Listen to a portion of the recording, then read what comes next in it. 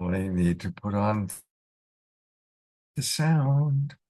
I was so busy, I didn't do that. Here we go, because you want to have the sound. There we go. Let's try it again, everybody. Here we go.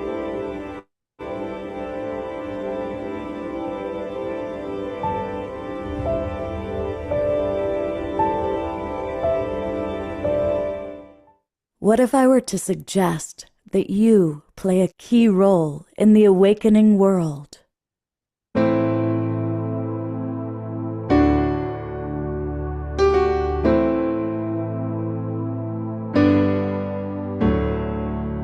And that you are watching this because you have heard the call.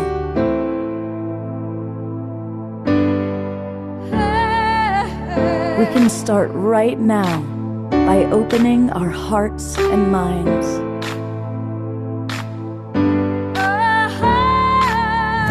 Welcome to the awakening world.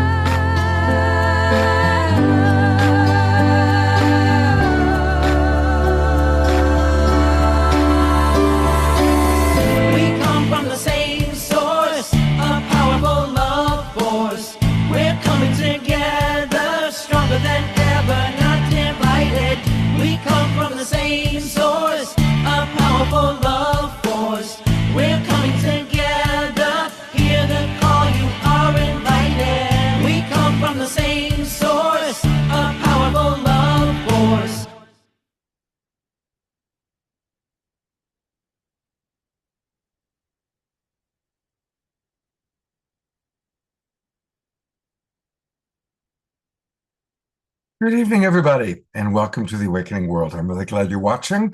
A big hello to our beloved loyal subscribers of the Zoom room. Welcome to all of you watching on Facebook and YouTube. Some of you might be newbies to us. And of course, a big hello to those of you who watch the recording. I'm going to share 3 words, and let me know or think about, notice within yourself, I should say. What comes up for you when you think about love, faith, and creativity? That's what we're talking about tonight. We're going to be talking about these 3 beautiful, beautiful virtues, and we have a really wonderful group of people with us to talk about it. We have Lori Ann Speed back with us, and she, of course, is a beautiful musical artist, a wise sage, writing and channeling Mary Magdalene. We've always enjoyed having her on the show. So it's going to be wonderful to hear what she has to say about this topic. And our friends Havalah and Rene, such a gorgeous couple. They are back with us. In fact, I have to say, it all started with me wanting to bring them back. And it was like, what topic should we use? And then they said, well, let's talk about creative expression. And then that was when I thought, well, I've got to invite Lorianne to it. And we, of course, will have Diara and Desiree with us. They'll be sharing a little bit about faith and love and creative expression. And, we've started this new program of our community, getting to know our community. Well, we're going to get to know the wild monk of the mystic monastery tonight, Jerry Anderson, and he certainly has, I'm sure, something to say about faith and love and creative expression. And just a few days ago, I learned that a very dear friend of mine, longtime part of Love Coach Academy, that her beloved had a heart transplant. And so we're going to have them on the show tonight. I'm, of course, talking about my dear friend Heidi. And there she is at the hospital with her beloved husband and his brand new heart at San Francisco Medical Center. So we're going to hear from Heidi and Liam and what they have to say about the topic. But to get us all started, we are going to go to the man who has mastered creative expression in a way that connects to love and to faith and to all good things. My co-pilot, our good friend, Mr. Omashar. Well, goodness me. I like that. I've never been described as I have mastered creative expression. I think it's a soul journey and it'll go on forever. And we're going to drop in at the moment with a nice, gentle song. And my beloved Desiree is going to be with us. Hang on a minute. Something's happening here. There it is. Oh, there's all these people coming in. God, there's so many people in the Zoom room tonight, Scott. And anyway, so take a few deep breaths. Let's start off as we intend to continue. And I'll put on some cave-like effects. And I love you so much.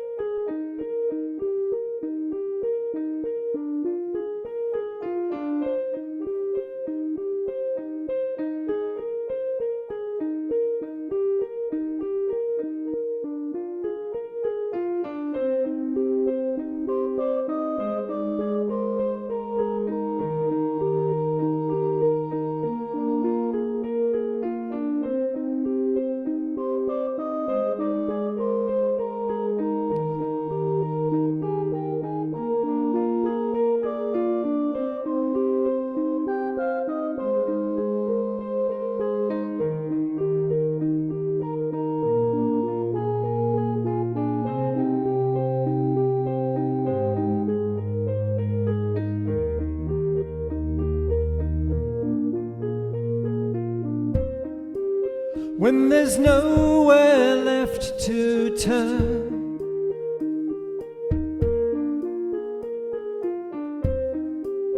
and you're feeling kind of low, slow down,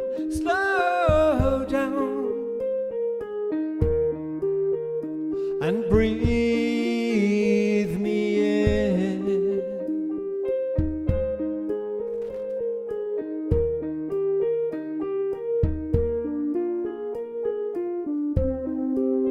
When the smile has left your face,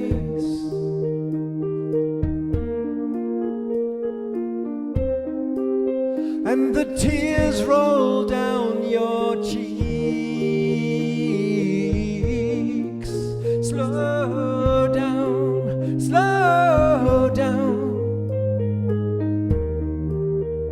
and breathe me in.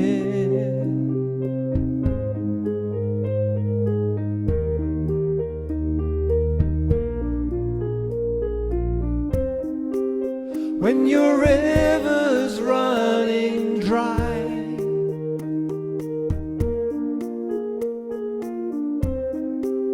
and you're driven to your knees,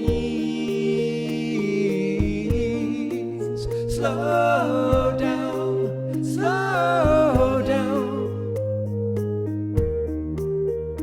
and breathe me in.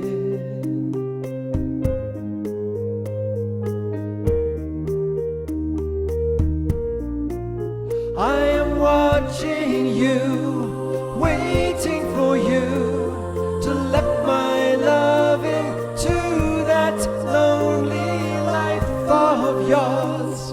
Listen to me, and we can be together free eternally.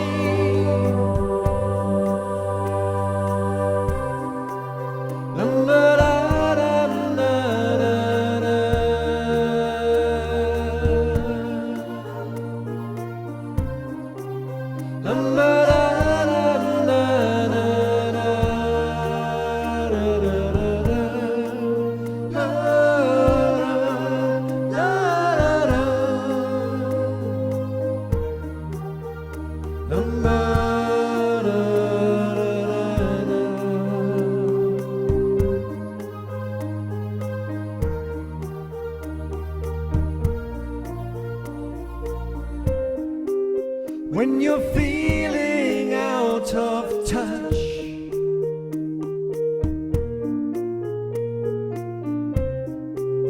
and you need someone to hold. Slow down,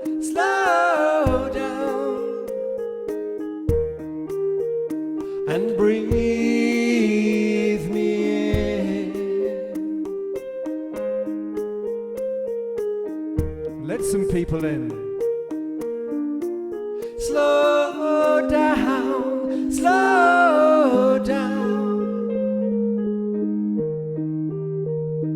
and breathe me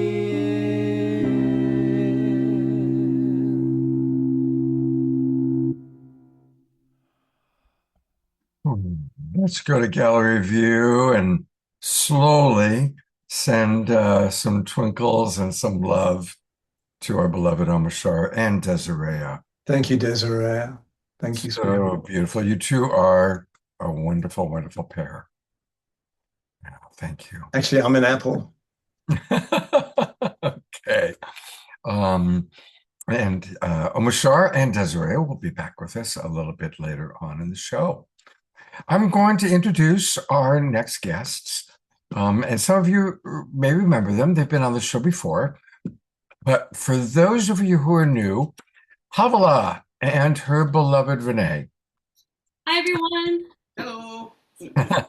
She is a singer, sound healer, and wisdom keeper. And she was anointed as the Faery Seer by Orion Foxwood. She began hearing sacred chants while in nature at age 19. So I guess that was just a couple of years ago. She's been leading rituals incorporating songs from the spirits of the land for interfaith and pagan communities, actually for a little bit longer than that. She really is truly a shamanic woman living in both worlds. And so it's great to have Havalah with us. And her beloved Rene is a magician, mystic, spiritual singer-songwriter with over 30 years of study in the occult sciences. He's a lifelong student of Qigong and magical traditions, and he blends movement, ritual, and music to awaken spiritual intelligence. So welcome both of you back to the awakening world, and you bring all these skills and talents, and we're looking forward to what you have to share about how you interweave. Well, we've already heard all the other things you interweave, but how does love and creative expression and faith, how does that fit into all of your many offerings? Love, creativity, and faith. So, do you want to do the Qigong conversation first? You're doing the Okay. kitties coming up here right now. So. Our animals have also gotten very interested in being in there. So, love, creativity, faith. The thing that's really been on my heart, and I definitely think that faith and love automatically weave themselves into this, is creativity. And that, I'm going to move this closer with my dog. Because I feel that when we create, it's that one thing about us that makes us unique compared to everybody else, right? When we create something, we're combining all of our life experience. We're combining all of the ways that we've ever thought about ourselves, about the world, about the universe, if we've traveled. When we create, all of that essence of our life comes through in that moment. And creativity to me is really powerful because, especially when it's like, when you get in the moment and you're in the flow, that's when we're really present. And a lot of Westerners don't do great in the present moment. We tend to future track or go into the past a lot. And so when we're creating and we're in the flow, it just feels a lot like you feel the most alive and the most connected. So for me, creativity and honoring that within each of us is actually honoring our connection to God, or to whatever that God might, whatever you call it, whether it's the Great Spirit or just the cycles of life and how everything's interconnected. It might be, your faith might be about God, goddess, many goddesses, like the Hindu Indians, they have so many gods and goddesses. So faith is that interconnection between creativity and what I create as an expression of my love in this world. And for me, that looks like music. And it's interesting that I got my start singing in a church. I mean, I sang even before I was singing at that church. My first solo was at 4 years old with a group of people that had been in the military. It was a Memorial Day performance. But shortly after that, I started singing in church. So all the way from from kindergarten all the way, age 5, all the way to 18, my parents and I were song leaders in a church. And it was a very liberal Catholic church in rural Wisconsin. Well, the church itself, we drove an hour away to a city. But one day I was singing with my parents instead of on stage like it usually was, because they were song leaders. So every Sunday they would lead a song. But this one day it was actually Easter. And so we had guests. We had a guest choir. So we weren't performing that day. We were audiences in the pew. And so they were singing their incredibly amazing gospel song. And this is a story I wanted to share because I wanted to give you all a chance to relate to this experience and consider maybe there's somewhere in your creative experience where someone said something that either influenced you positively or negatively. And so that's why I wanted to share this, because it leads to a chance for us to kind of reconsider, is this still a belief that I want to keep about my experience? So for example, my experience was when I was 13, we were in the church, the gospel choir was singing. I'd never ever heard a gospel choir live. I've never had that experience in our church either, because it was the Midwest, it wasn't super mixed area there. And they were singing, and my whole body was like, I was feeling that music. I was moving, I was clapping, I was singing. My whole body, my whole mind, the spirit, like just everything felt so connected. It felt amazing. I felt so connected to God. I can't remember which song it was, but it was very like open, loving, and joyful, of course, because Easter is like when he has risen again, right? So anyway, all this was happening, and my dad turns to me and he says something to the effect of, I don't think this music is the right music for church.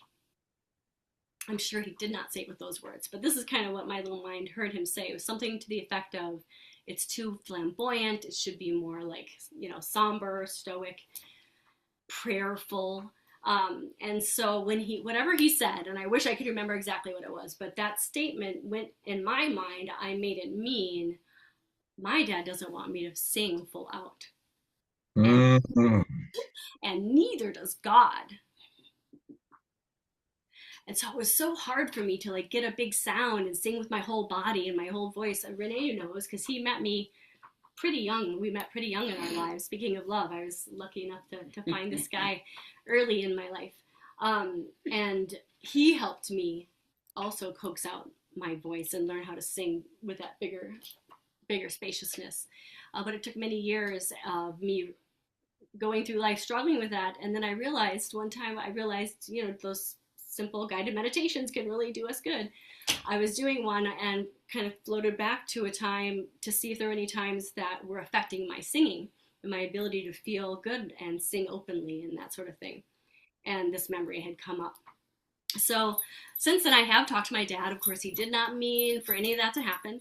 And he loves me. He loves my voice. He's also an incredible musician, as is my mom and singer. And so that's all been fully resolved, thankfully. But, and even got to sing together just this last November, right before Thanksgiving. My dad turned 75. So we were all on stage, me, Rene, both of my parents, and our son, singing with a whole bunch of relatives in the audience and our daughter, and singing the song Stand By Me. And I realized, like, whoa, there's none of that anymore. Like, I'm fully expressed, and it was a very beautiful turning moment, like full circle moment is what I mean, and a turning point too, to just realize that like there is no more pain around any of that. It's all been healed. So the reason I share all that is because I would love for everyone here to just take a moment to think about, is there anything that happened to you in your life that maybe this story reminded you of around your creativity? And if Really something, love that you bring that up, because I think most people have been stifled. all it takes is an authority figure to tell a person once that they're not good at something. Oh, you can't sing. Or, oh my God, you can't throw a baseball. Or, oh my God, that sounds terrible, you know. And if it's, you know, our dad or a teacher or someone that we've put up on a pedestal as an authority figure, it can, for the rest of our life, we might contract when we go to sing. We contract when we go to throw the baseball. We contract when we try and play guitar because we've formed that self-concept. So I really like that you're suggesting that we all look at where might we have stifled our creative expression based on what an authority figure told us. So thank you for that. Yeah, you're welcome. You're welcome. And yeah, so if you think of it, when you think of it, or if you had a thought come up, what you can do is just simply get yourself back into that moment and tell yourself now, as the adult, no, we don't need to believe that anymore. Mm-hmm. And it's as simple as that. So just take a moment. You don't have to believe that anymore. It doesn't serve you. It's probably not even true. It's not true for you. And so with that, I'm going to count to 3, and then we'll just clap. Nice strong clap, and that releases it. So 1, 2, and 3. And I just shake it off. And hand back to your heart. And so I'd love to share a song with you. I don't know if this moment works, Scott, for you. Yeah, but I'd love for us to hear a little bit from Rene first, just so we can, you know, connect to this beautiful man, and then I'd love to hear a song. Yes. All right, great. Let's do it. Yep. Move this back. And while you're getting set up, I want to, because I always like to read what our audience is writing. Eleanor Joy wrote, from what I understand, we are beings of love, joy, compassion, peace, and creativity. That's who we are. And every flower in the garden is indeed unique and beautiful. Creating can take place in the kitchen, writing a book, painting, or forming a group. The potential is infinite. So thank you. And Rene, welcome to the Awakening World. What would you like to share with our audience before you strum that guitar? And would you like to move the camera a little bit so that Renee's more in the shot? Okay. Please. Just a little low. It's just a little low of me. Well, you know, what a lot of Havalah said is just spot on. You know, I'm a Qigong practitioner for many years in the many different modalities. I find that Qigong is the most accessible for activating everything from nervous regulation, emotional regulation. As it turns out, the heart meridian is the heart seat of creativity. So as far as love is concerned, love lives in the heart, right? And the concept here of faith is really interesting. Faith is the area where the boundaries of your intellectual thinking begin to melt away. Because when you're creating, you're not thinking, you're just being. So there's a lot of trust that needs to be there, you know. So you have the faith, and this takes practice, of course, because you don't know if you're going to get it right. Oh my gosh, what's going on? And you hit a chord, it's the wrong chord. Oh my God, I just messed up. But then you just keep going. It takes practice. But that faith opens up to the source. I know we talk about, we come from, there's a song, Scott, we come from the same source, that powerful love force. Well, right. So what are we opening up to? What is our heart is opening up to the source, where all the computer bank, so-called computer bank of creativity is. So we're pulling these inspirations out of a collective, right? But the faith is needed because if you can't, there's no thinking involved. You need to have the faith. And it goes beyond just belief, because belief is a set of concepts or values, and integers, stuff like that. The faith is actually putting that to quiet, an emptiness. The heart is open, and then through the heart comes the intuition, the creativity, and the happenstance, the purposeful accidents begin to occur. So that's how it flows for me. The love in the heart, which is the juice, the faith, which is the door that opens, the creativity begins to flow forth. So that's all that I wanted to say. That's okay. Beautiful. Thank you so much. I love that. Thank you. You want to tell me about the song? Yeah.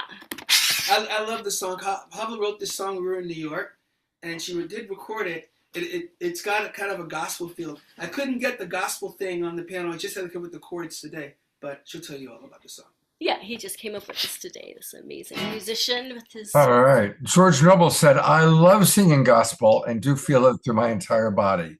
So we all appreciate gospel. And boy, the first time you hear evangelical gospel music, it is a life-changing experience. Absolutely. It is. Yeah. There's nothing else like it. It's a good. Yeah. To be fair, I'm not doing gospel right now, but this could be. It lends to it. This could be a total gospel song. It could be.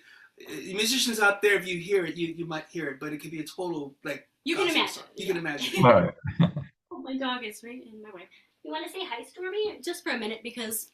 Of course. Oh my God! What an adorable dog. This is Stormy. She loves Stormy. music. She just loves it. Okay, I'm gonna let you know.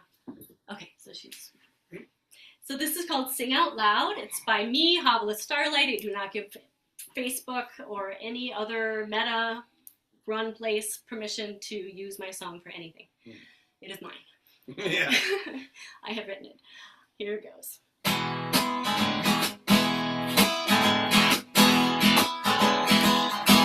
Sing out loud, sing out proud, make this world a brighter place. Heed your truth with all your heart. Just get out of your own way. There's no need to play small, 'cause we're here to shine after all. Our hearts will lift us higher when we shine like the brightest star. So sing out loud, sing out proud, make this world a brighter place. Heed your truth with all your hearts. Just get out of your own way. There's no need to play small, 'cause we're here to shine after all. Our hearts will lift us higher when we shine like the brightest star. Rise up and sing, free your mind. Rise up and sing, free your soul. Stand and be counted. Stand up tall. We're all here for a reason, after all. So sing out loud, sing out proud, make this world a brighter place. Heed your truth with all your heart. Just get out of your own way. There's no need to play small, 'cause we're here to shine after all. Our hearts will lift us higher when we shine like the brightest star. Shine, shine, shine. Shine like the brightest star. Shine, shine, shine. Shine like the brightest star. In whatever ways your unique creative genius, shine that way. Share your gifts. Share your creativity. That is you. That is deeply you, between you, your connection to spirit, and all your wisdom and life, lived experiences, talents. Shine like a brightest star. Shine, shine, shine. Shine like the brightest star.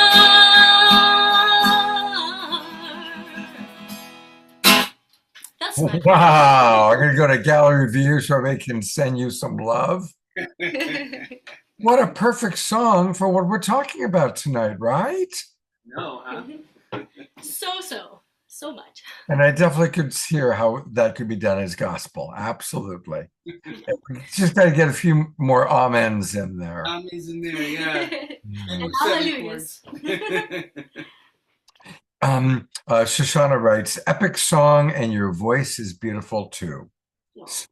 Thank you. Um, hey, I did not ask Renee to do this in advance, so this is going to kind of come as a surprise. But I'm curious: is there any qigong you could offer to our audience right now for those of us sitting at a computer screen? Just to kind of wake us up, and I mean that song woke us all up. Just curious for those of us who spend a lot of time sitting and looking at a computer screen, what would be some qigong that might support us? Well, how about a bringing down heaven and then shaking the nine gates? That'll get everybody going. Far out. Let's do it. So you could sit in the chair for right now, right? I mean, we do the standing or sitting. So the bringing down heaven is actually bringing up the earth energy, and then the heavenly energy down, and then mixing them so heaven and earth meet together creates peace. So all you're going to do as you bring the hands up is you inhale, and then exhale and bring the hands down. Let's do it about 10 times. Inhale up, exhale down, inhale up, Go to Valid Gallery View. exhale down. Yep. Inhaling up. Exhale, bringing down the blue sky to the feet. Up, bringing up the yellow earth to the top. Exhale, blue sky down. Good. Then we're going to mix all the colors. You mix the yellow of the earth and the blue of the sky to create an emerald green, which is the color of this planet. Inhaling. Or the color behind Omashar's backdrop. That's exactly right. That's exactly right. Now you might feel a little bit of a tingling sensation or sort of like a sheen or goosebumps. So let's see, that's the 6 chi, or the heavenly chi that we're bringing down, mixing with the earth. And maybe a little bit of warmth is also beginning to take, maybe a little bit, like I'm sweating a little bit already, right? Just a little teeny sweat. Great, last one here. Inhale up, exhale down. Great. And then we're just going to shake the 9 gates. For this one, we have to stand. So, and just start shake the hands, shake the shoulders with the hands, and then bounce up and down. Yeah. And you could either pump up with the feet, but the toes stay connected to the earth, or you can just bounce with your knees. As long as the fingers are going out, we keep on just bouncing. And when you have the bounce, make sure your head is alignment with your tailbone, and see if you can just do like a twisting motion to one side and then to the other side, and then keep shaking, and then I'm going to count to 3. We'll do a little check-in. We're gonna stop and just hold the hands to the side and do a check-in. 1, 2, 3. Now hold the hands to the side. Is the hands buzzing? Feel the buzz in the hands? So your chi's been activated. That's how you know chi's activated. Buzzy hands, warm feet, moist mouth, and your chi's turned on. That took like 5 minutes. So hope that works. Hope that helps everybody.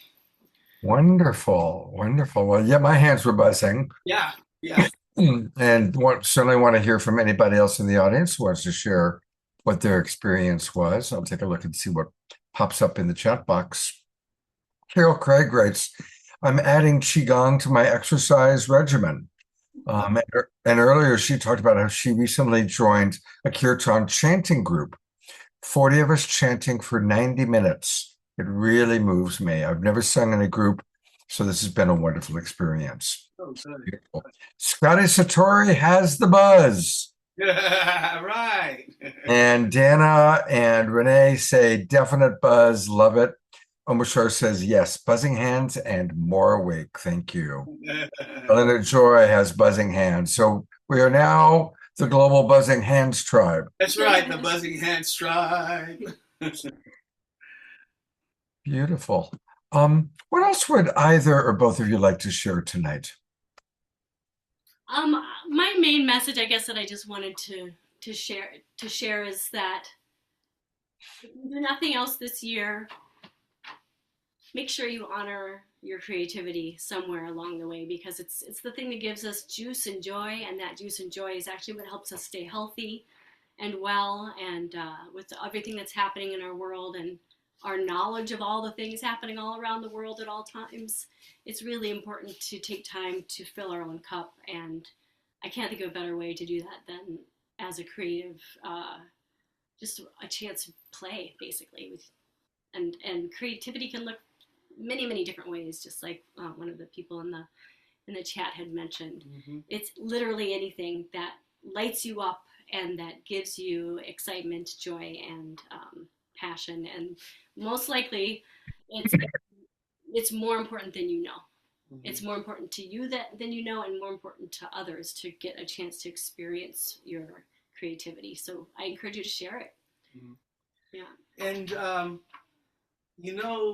when you become the act, that you're no longer just doing the act, you become the act itself.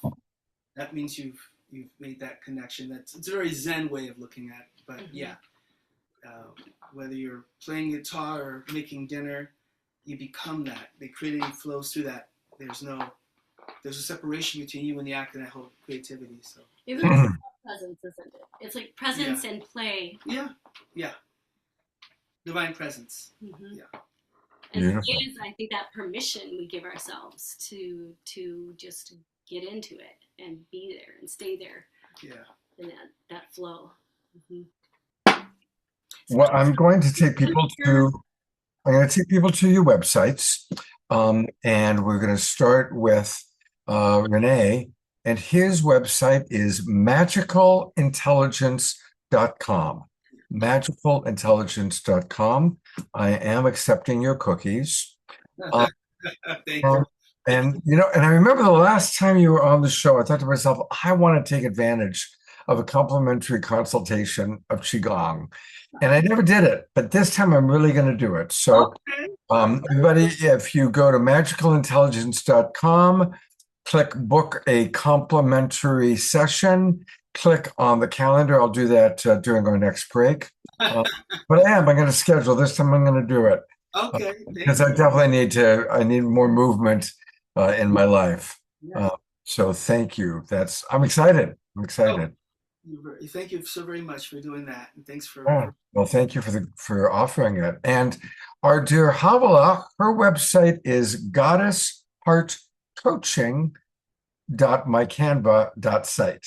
And I'm sure you mean welcome sister and brothers. We certainly. Yes, I'm leading a mastermind for women, which is why it says sister at the top. Oh, totally. I'm just teasing you a little bit.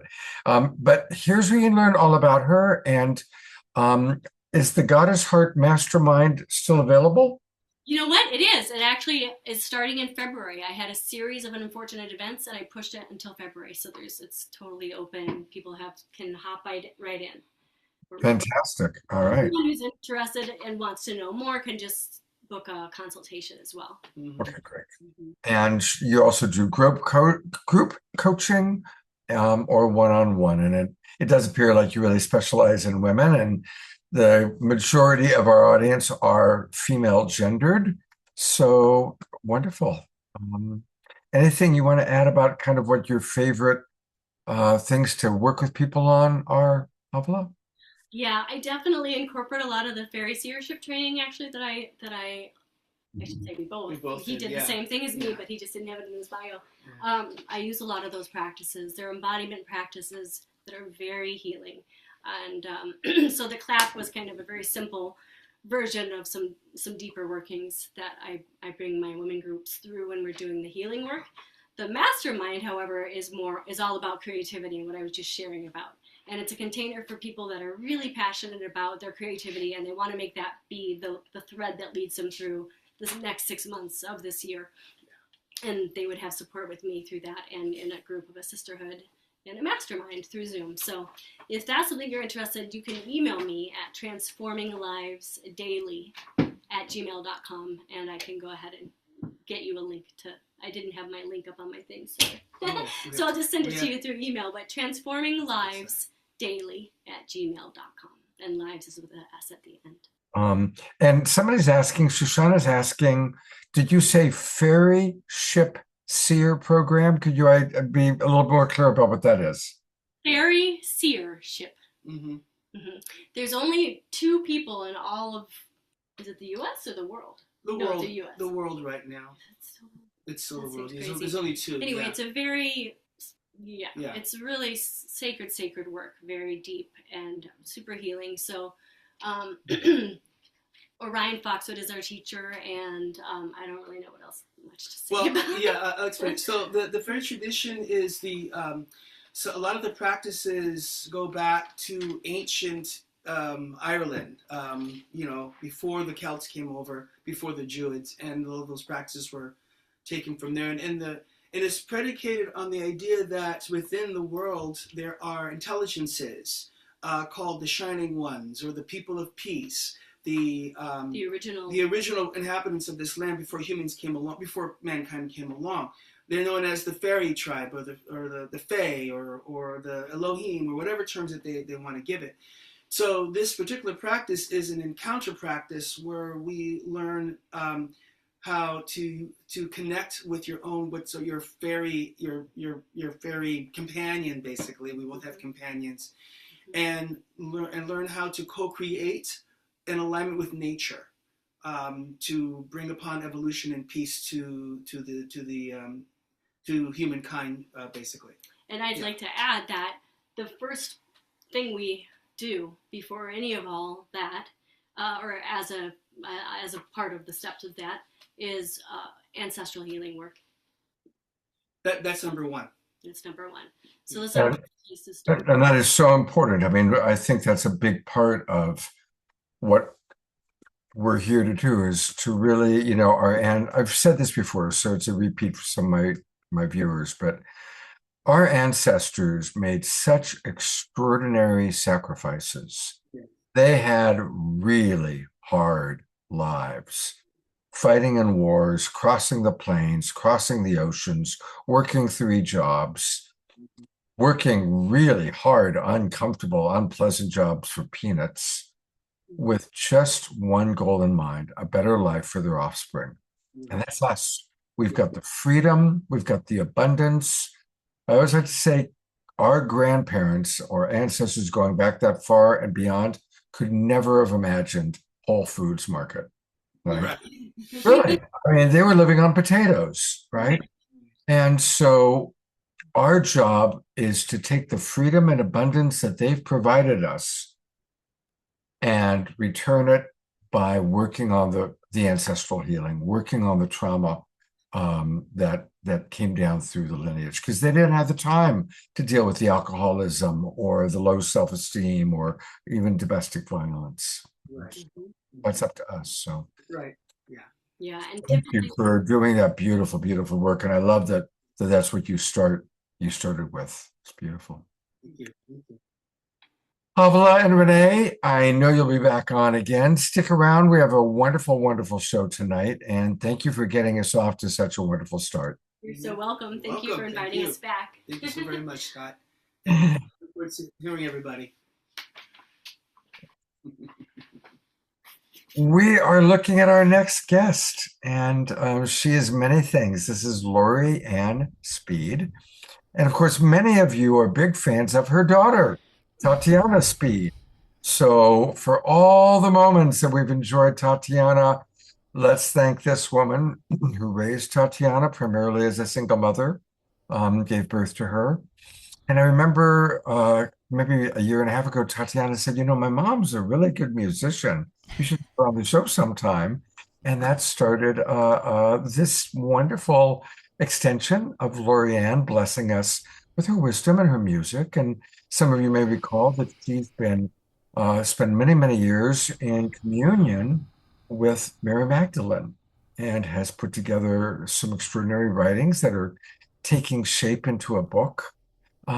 So Lori Ann's creative expression comes through her music. She's very accomplished. She's also a medium. She works with people, helping them to connect with loved ones and spirits and energies that we can't all see with the physical eye.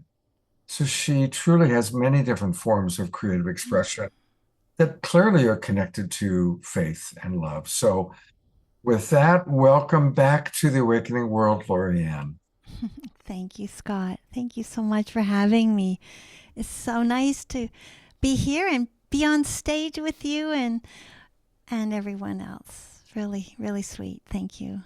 Yeah, and I know you've been watching a lot of our shows recently. It always makes me happy when I know you're watching the show.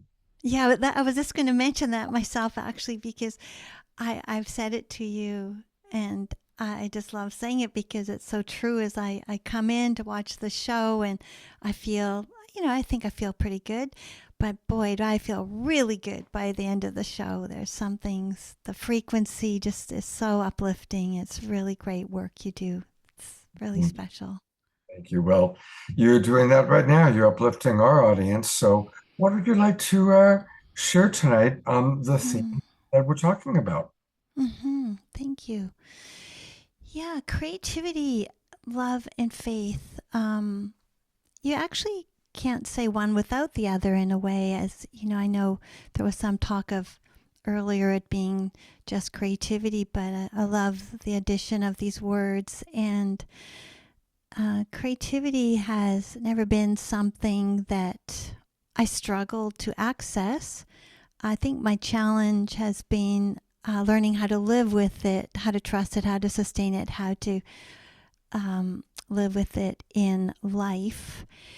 And because life kind of gets in the way of creativity. Right?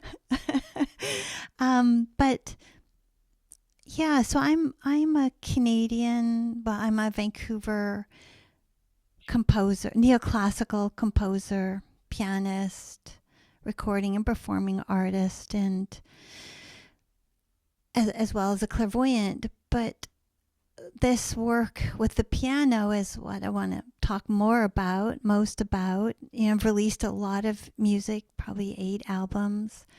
It's been a long journey, and that journey, like any journey, has all these ups and downs and great, beautiful vistas and deep quagmires and booby traps and trial by fire and more great vistas and tops of mountains. And it's been an amazing journey, and love shows up for me as devotion to this work, devotion to it. I mean, it's when you think about how long one is a musician, how long I've been studying and practicing and learning, and it's not something that's just a short duration. And so what sustains that is some kind of devotion. It must be devotion. That's how it feels for me. It's really my spiritual practice. And the sound is like I've got this 7-foot grand piano in a small space. It's just, I'm just surrounded by sound. I'm in the sound. I am the sound. The sound's inside, the sound's outside. It's an incredible cathedral to occupy. And all the frequencies, the piano is this full range of frequencies even. So if you want to talk about sound healing, the whole orchestra is here. If you think about a symphony, every instrument is represented on the piano. So there is this transformation. It's really the work of the soul. Music, I think for all musicians, that's probably, they'd all agree that it's really the journey of the soul. And in that journey, we get to be better musicians over time. But really, I know what I'll pass with is this soul that's grown through this journey of music and composing and writing. And as a spiritual practice, we can't talk about it without also talking about presence. And there's just no escaping anything in a way, because one of my adversities with music has been a high level of performance anxiety. And that just puts you right in the head. And so my practice again and again was to get out of my head into the heart, into my heart. And what does the music want to say? What does the music want to give? And I know I did this one show. One of the things that I've been doing since 2011 is I write programs that explore kind of thought-provoking idea or topic, and I combine poetic spoken words with the piano compositions to take us on a journey. And I did one called Nature Speaks, and I imagine us all in the audience, and what if the spirit of nature could inhabit the sound waves of that music and deliver to each person a unique message to them about nature, and of course the importance of taking care of it. And so I still feel that way, that we're this conduits for some message that comes through. Instrumental music it doesn't have words. And I left music for about 8 years at a certain juncture, and when I came back because of a big epiphany I had, and the epiphany went on for about 2 or 3 weeks, and at the end of it, I heard God say to me, "Lend me your hands." And so that's, again, where for me devotion shows up, how love shows up is like, I'm so happy to do that. And I had left it because I felt like I had lost, I'd been in the music industry for a period of time and felt some despair, some loss of, anyway, I focused mostly on healing others, like being transformational, healer and multimodality. And anyway, when that epiphany came and I returned to music with a new vision for myself and for it, and I was so happy to do so. I never felt 100% myself without it, honestly. So it's a very deep topic for me on this level, of spirit, of faith, of love, and creativity. I'm going to stop there for a minute. Yeah, I think you have a question for me. No. Oh, I thought I heard something. I thought I heard somebody trying to speak. Okay. No, this is beautiful. Oh, good. Excuse me. Yeah, so even like as you mentioned, clear seeing, being a clairvoyant, is so creative. Why? Because we're dropping out of the mind. I can't do that work from my mind. There's no way. None of what I see is in my own database. It can't be found there. And my music is the same thing. It doesn't come from my database. It's a very receptive, it's like being in the field, the creative field. And what is that field? Well, it's an energetic, spiritual, loving. It's love, like all energy, everything. We're in a field of love. And whether we feel it all the time or not, it is ever present within and without. And so to access it, we have to drop into presence. So that's been so much of my journey with the music, is this drop in. Okay, even before this show, I felt nervous. Okay, drop in. And what wants to be served? What am I serving? What is it serving? And to get out of the way of that. And that's the same with, I wasn't a writer, like I hadn't written a book before. And giving these directives for Mary Magdalene to do this work. And I'm like, oh, you really have the wrong person, because I don't even know how to write a book, how to write. And that's the head speaking. And again, another journey, a 12-year journey writing this book. And again, so here's where the faith comes in. Faith is like there are no guarantees for all this work. There's not one guarantee. We do all this work of training, and so there really is only the journey and the growth of the soul. And then we hope it serves and that it lands somewhere meaningful and that it contributes in a positive way to someone's well-being. And I'm so blessed. I'm so blessed to be able to write, record, to record and perform the music I write. And then so blessed to be, I've played a lot online when COVID hit. I was on an app called Clubhouse. It's a social audio app. And I played a lot there. And oh my goodness, so rewarding to hear how it does land, how it does touch, how it does transform, what it does for others. And that's the best I can hope for.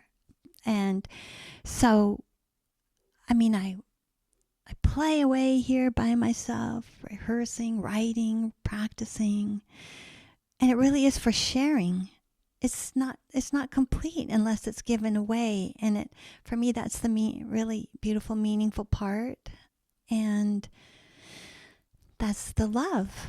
That's more love in action, because, you know, I'll speak for myself, I really have to transmute what makes it hard to play in front of people in order to serve that love. It'd be easier not to lots of times. You understand what I'm saying, Scott? Yeah, so that's how love is served, and how whatever wants to come through that music, which I'm just a conduit for, is served. So,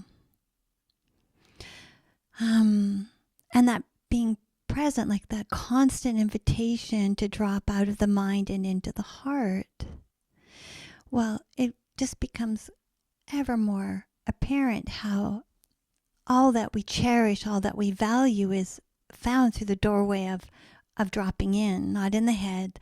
All that we value, love, creativity, peace, harmony, truth, is accessed when we have this felt sense of connection to ourselves, to being deep within, deep in the body. So it's a real spiritual practice. It is my spiritual practice. Well, I have a spiritual practice too, but there's that. And I have to say, like I say, creativity has never been a struggle, but what has been a struggle is all the creativity and all the projects, and then I get spread so thin and it's like diffuse, and then I'm trying to pick 1 or 2, 3 things, and that's really hard for me to do. I love them all, and I love that process so much. There's love again, you see? Loving the process.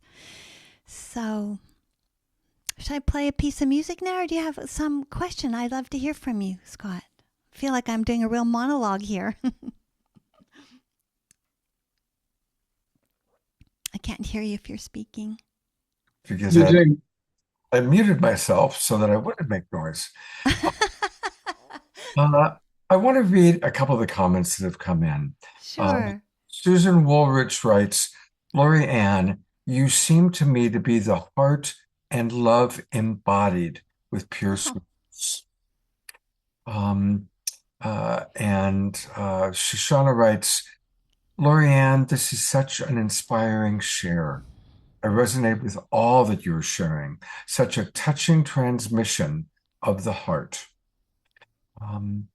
And Susan Bloomquist writes, the phrase doors of perception by Aldous Huxley describes how art is perceived by all, and the door is opened for some. It's the field which all understand that is perceived by great artists like Lori Ann in their creative expression.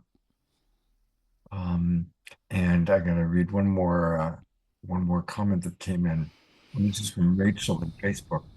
And she writes, Lori Ann, you're inspiring me to remember that what I create must be given away to others. So you inspired Rachel on Facebook. So thank you for that.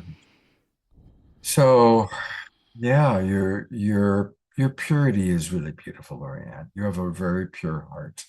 And it touched me also what you said about that love is whatever it is you create, giving it to someone else, sharing it with someone else. I like that sentiment a lot. Thank you.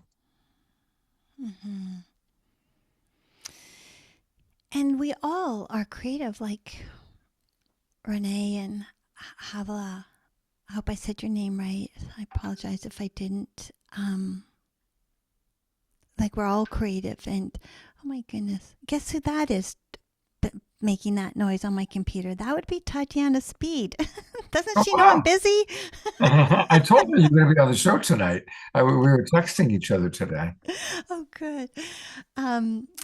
Yeah, so we're all creative, and it comes with the body. It comes, and I love the previous message from Rene and Havalah, because we need, like, just speaking to the person who commented in Facebook, is that's it. We're giving and receiving, and the heart chakra. That's what the heart is, the four chakras, the energy and information center for giving and receiving love.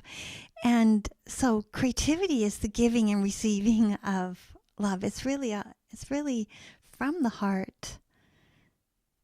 I think that really bears repeating again and again, that as a foundation for giving and receiving love, we love ourselves and we have self-compassion, and it's all a practice of making something and going, look, hey, look what I made, and I hope it has meaning for you too, and that's just as simple as that, isn't it? Oh my goodness! You're a popular guy. That's Tatiana. That honestly, I gotta tell her. What is? I should just tell her, come on the show. Yeah, tell her to come on the show. I'll send her the link. Yeah, send her the link and tell her that her mother's busy right now and she's I on. I will do that. So I'm going to read a couple of comments, and while you play piano, I will. Okay. Okay. George Noble writes, "You're sounding love the entire time you've been speaking, Lori. Oh, good. Thank You are a soothing balm for me." Grace Denise writes, "Thank you so much for your heart-opening and inspiring and profound share." Havalah and Rene, our guests that we just had on, right? "I love your talk and really relate." Susan Woolridge writes, "I love that you play on a full piano with vibrating strings." Yeah, that's right. Acoustic all the way, man. All right, so that's maybe a good segue. Tatiana's asking me for the link. Oh, that's what she wanted the link, I bet. She wants to come on. That's great. She didn't realize that was just exactly when I was speaking, and I couldn't help her out with that right then. And I want to say, because there's so much love in here right now, like my heart's bursting, and then Tatiana's come on your show, and she's just bloomed so much, Scott, through all that you've done together here. And so I'm really delighted to be on the show myself. And because I always was watching from afar and admiring the work that you were all doing. And I'm just so proud of her. And you've just really kept inviting her in, and each time she just expanded even more and more, and it's really something. So well, and thank you, because it's not easy to be a single mother. No, it's not. To have raised her and for her to be such a radiant human being with such beautiful creative expression. Thank you. Congratulations to you, Lorianne. And Tatiana, your mum was just extolling your virtues as you came in. So you're here just at the right time to hear this maestro. Wow. Tatiana Speed, you were phoning right when I was speaking. I couldn't answer. Okay, I understand. You were doing important things. I wasn't doing important things. Hi, honey. And I'm just going to play a piece. I'm going to play Somewhere in Time. And again, I want to thank you, Scott, for inviting me to play. It's a real honor to be here. So this piece is called Somewhere in Time.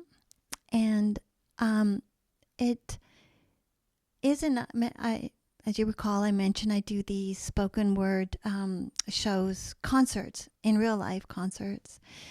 And we have a hero-heroine. And it's a hero-heroine who does go on a heroine's journey through trials and tribulations. And the inevitable moment comes when they fall into a deep sleep next to a river, and they get taken on this journey where they see the beauty of where they're shown by a wise mentor the beauty of their soul. And then the next piece, so our hero heroine awakens and has still this flavor of this journey and seeing the beauty of their soul, and they meet their beloved, and what becomes known to them is that everyone sees the beauty of their soul somewhere in time. And this is somewhere in time. Love So that. enjoy it. Beautiful.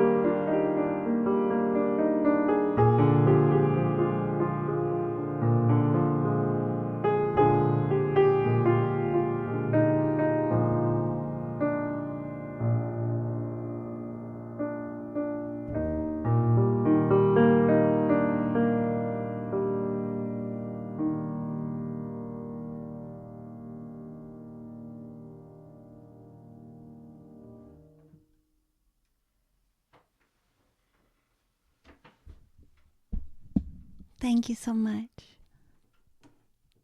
Isn't that just the most exquisite, beautiful music? Oh, thank you. Oh my heavens. I'm going to read some of the comments flying in. Lorna Sass put it perfectly, straight from heaven. Tatiana says, so beautiful, Mama. Diara says, wow. Damien and Christine says, so beautiful. Havalah and Rene say divine. And of course, you can see lots and lots of hearts coming up, other comments coming in. Absolutely beautiful. I want to let people know how you can get more of Lorianne Speed. Easy to remember her name. Her website is it's her name, Lori, spelled Lori, and ANN Speed.com. LoriAnnSpeed.com. And is there anything you want to make sure we look at on your website here? Anything you want to direct me to? And no, there's music on there, but you can look at that on Bandcamp. There's not. Oh yes, I know what I want to direct people to. My email. If you'd like to stay in touch with me as much as I'd like to stay in touch with you, please consider joining my Staying Connected and join. I have great aspirations for staying in touch with people, but it's very long you won't get a lot of emails, but I would like to stay in touch. I would love that. So please consider Already do what joining. I just did. If you just click mailing list, put in your name and email address so we can stay connected to this wonderful friend. And Lorianne, you have become a big part of our family now. So I definitely am imagining that if we're blessed, you will come and be with us many, many more times in the future. Thank you. Thank you so much. I'd love to. Thank you, everyone. So nice to be here. Absolutely. I got so wrapped up in your music. I need to take a look at the agenda to see what's next. I really got lost. Peace Tribe announcements, then an Omi song. Okay. My heart's so open from what we've seen with Rene and Havalah and now Lorianne. Last week, or on one of our recent shows, I guess it was Saturday Night Show, some of our beloved members in the chat box were conversing, understandably, about some of the hard things going on in the world. And our guest, Rene and Anthony, got confused. They thought they were responding to what they were reading in the chat was what they were talking about. Of course, it was more about protests and what's going on politically. And I asked people to kind of chill down on it. And one of our most beloved members has sent me many, many audio notes to listen to. And I guess I want to address this for a moment. That's going to be the Global Peace Tribe announcement tonight. I'm horrified by some of the things that I see going on in the world. Just today, I wish I can tell you, I had a whole epiphany about how my recent experience of being asked to leave the home that I thought was going to be my forever home. I had the epiphany of, oh my God, well, that's what millions of Americans are going through right now. Millions of Americans are going through, oh my God, is this even, can I stay? Will I be taken away? Will I be thrown out? Millions of Americans. So I want to make clear, I have tremendous compassion and empathy for what's going on in the world. And I'm fine with there being some chat about it, of course. I'm not here to muzzle anybody. But I do want for our show to be a source of inspiration. All that stuff going on in the world, it'll still be there before, during, and after the Awakening World broadcast.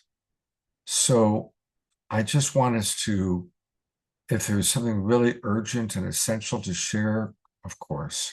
But I've watched, I know how in some situations a chat box can become this whole thing where people are talking politics and getting into debates. And I just really don't want us to do that. I want us to stay focused on Lorianne Speed and whoever our particular presenters are and receive their gifts, receive their inspiration, and be tuned in and not be distracted. So that's where it's coming from. No offense meant to anybody. I love each and every one of you. And I do appreciate those of you that are activists. It's important to be an activist. It's not easy to be an activist. So that's tonight's Global Peace Tribe announcement. And with that, we will now go to the perfect source of inspiration, my beloved brother Omashar.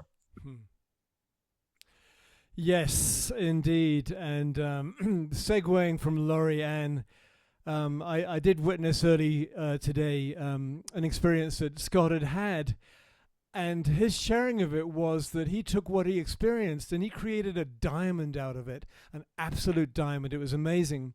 The story, the verbiage doesn't matter, but it's like taking something really crazy that happens into your life and finding the beauty in it, and coming from that point on.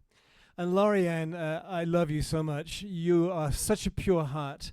And it's interesting that you were saying about sharing your songs out in the world. And I do miss having a grand piano, because to sit with all that resonance coming through your fingers and the field around you is not replicable, really. Even though I've done my best to do it with my electronic instruments, I don't have the space for a grand piano. But when I get my next 100 grand, I will definitely buy one.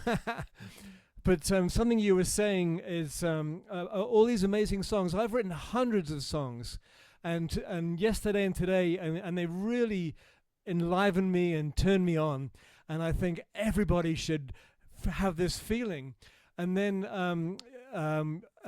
it's what has happened is I really, I wrote it down here. You said there really is only the journey and the growth of the soul, and it brought to mind the Tibetan sand paintings, how they'll spend a month, 6 months, creating this amazing mandala sand painting, the most amazing thing in the world, and then 10 seconds later, after they've finished it, they'll brush it away.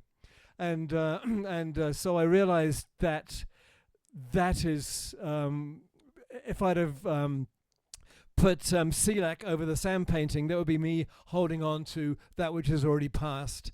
And also what's happened in the last couple of years with music is that I give 100% of my music away now, or completely. I'm not too sure whether what's happening, but there it is. Whatever. So I'm just pinging with your heart and those of us who can hear that. And I think that's everything I have. So I'm going to sing, not acoustic, but hey, I don't care. So my friend. So beautiful, Omashar. Yes. I heard that. Oh, hang on. I think we're good. Yeah, we're good. Yeah, we go.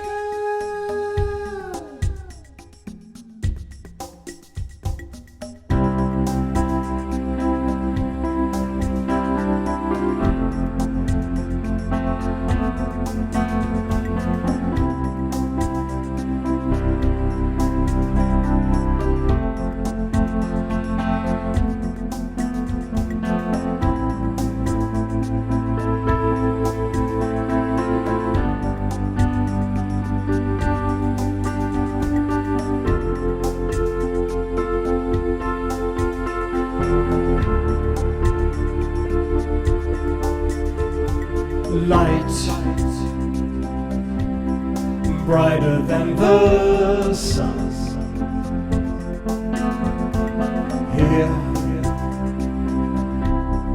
Here where life is one. All the past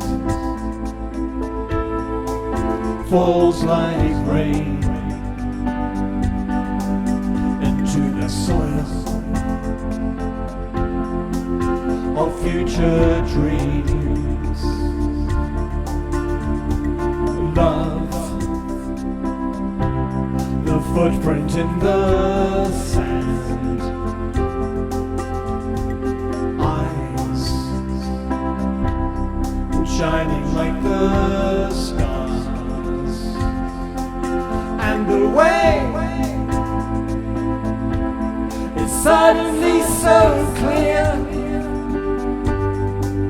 And we know what has to be done, and still we wonder why the flowers keep on blooming, the stardust in our eyes lifts us all to a higher plane, a deeper truth, our rightful place, and still we wonder why.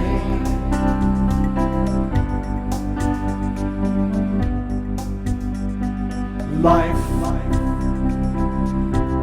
a promise to fulfill. Now, a vision is revealed, and the blessing of who we really are can be felt throughout our world, and still we wonder why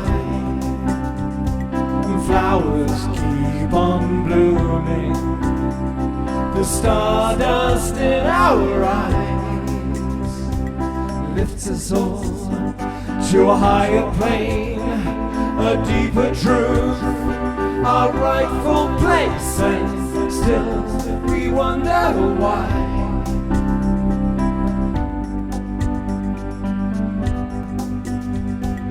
Light, brighter than the sun,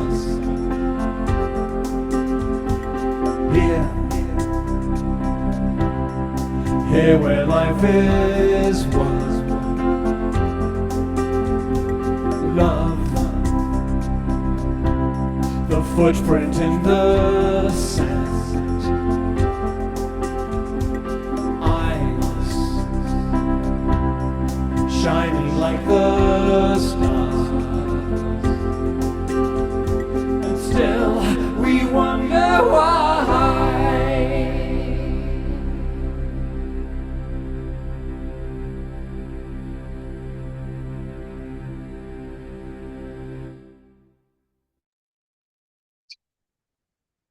A perfect song for what we're about to experience. Still, we wonder why some of the things that go on in our world take place. Mashar, thank you so much for that choice of a song. Absolutely perfect. Thank you. I'm going to remove the spotlights, and I'm going to go back to myself for a moment. So, I'm about to introduce you my friend Heidi Love. I've known Heidi for many, many years. We've collaborated. She was a big part of Love Coach Academy. She's was on the show back when we were doing Saturday Night Live and Straight Talk with Trish. She was one of our guests. And she has a beautiful beloved who's a young man, really, relatively speaking, who just had a heart transplant. And I was just on her Facebook page when I saw this.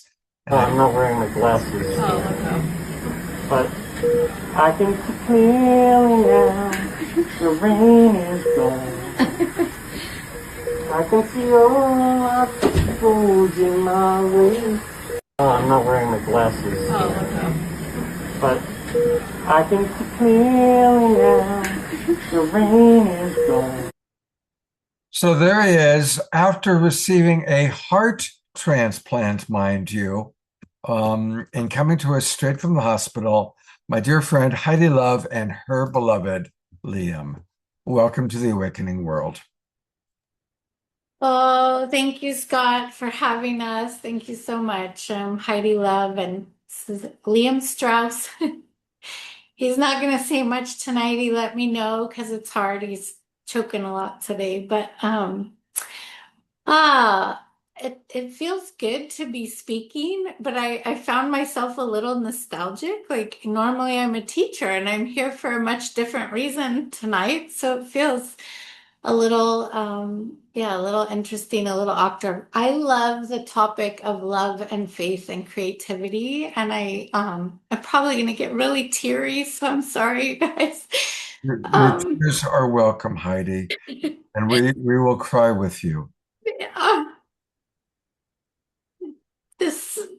I think those three words are the epitome of our relationship. And both Liam and I are teachers, and he's an NLP practitioner, and he loves working with men leadership. And we we were friends for a long time and didn't ever think we were going to be together. And we have the most epic love that I could have ever wished for. I had a fantasy in my life of being loved the way he loves me, and I kind of thought my aspirations were too high, and he has surpassed them.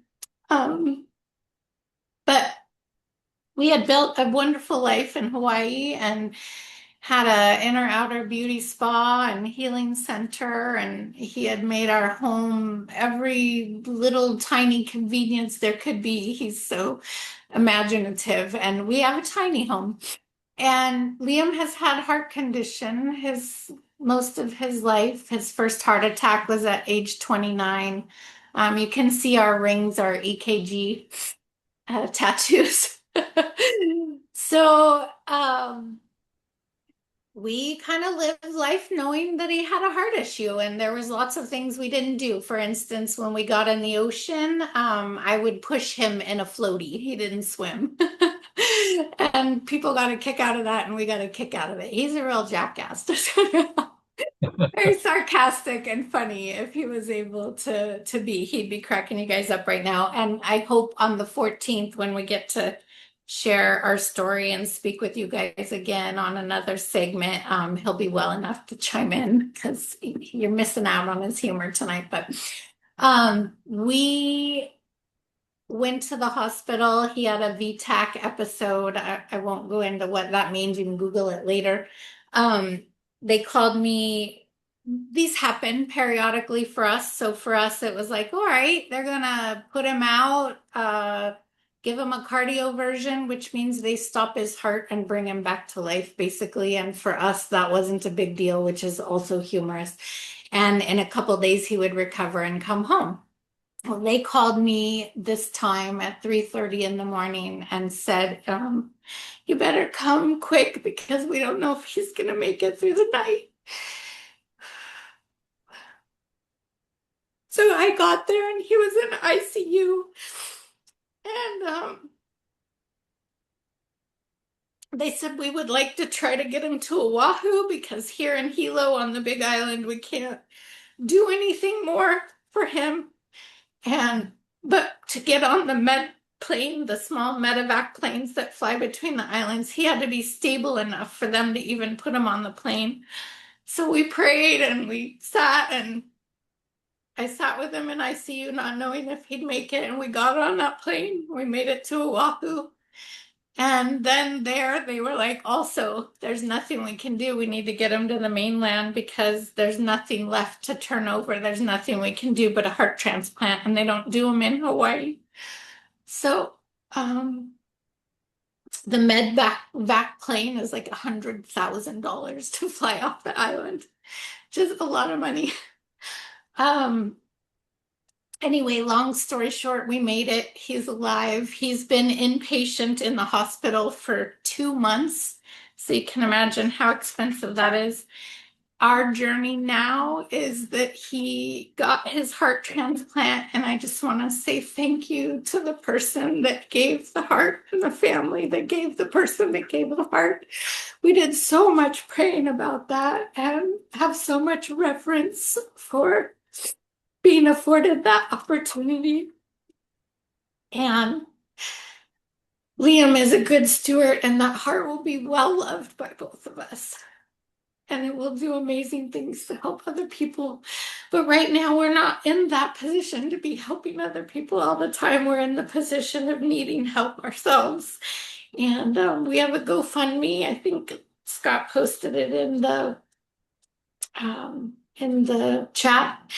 And we appreciate you guys sharing it. We appreciate you sending love and support. We appreciate your donations. It's literally keeping us afloat and alive. And what we're looking at for him to even have a heart transplant, he has to have a full-time caregiver, and that would be me.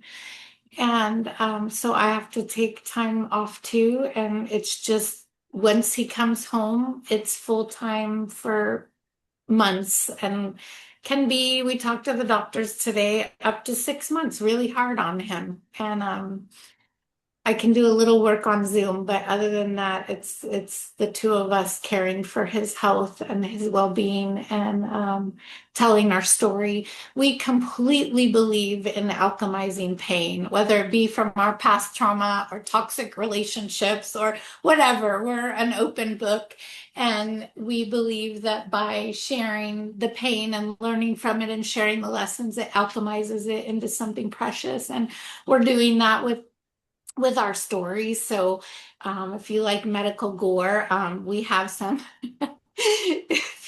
Liam loves posting those videos.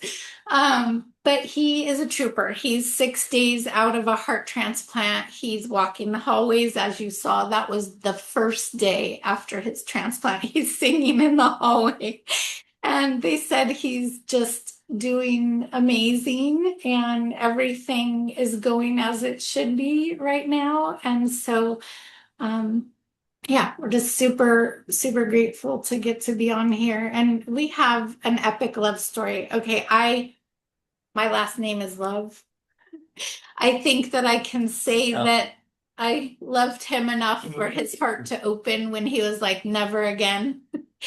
And I've had the opportunity to love him in any stage. And he has loved me in amazing ways. I don't always have faith. I'm terrified right now because we're both recovered addicts and he has to be on a ton of medication, which is so necessary. But of course I have that fear of like, oh my God, am I going to lose him? Am I going to lose him to death? Am I going to lose him to drugs? And he is always the one holding faith. And we had this conversation today and he's like, you know, Heidi, I really need you to be the one right now to say it's going to be okay and that you believe in me and that you know I'm going to fight for us and come back to you in every way. And we've definitely had to love each other creatively. We haven't slept in the same bed for 2 months, but I'll straddle him on the table around all his wires and cords and make out a little. And I rub his feet and I give him lots of baths. And yeah, we don't have a lot of the things that some people think make a relationship right now. We have amazing conversations. We are spiritually connected deeply. We physically can't connect a ton right now. He's hooked up to so many things. You can't see them all, but he's hooked up to a lot of things. And so we have to hook up with our hearts and we have to hook up with our spirituality. And yeah, we're just blessed to be here with you guys. I don't know what else to say. Is there anything else? I have something I want to say that Heidi won't share, and that is I was so reluctant to about our relationship in the beginning, because we were such good friends, and I was in such an absolute horrible place, and you know, my spirit guides literally came through, and they were like, "Hello, we named her Heidi Love for a reason," and I was like, "You."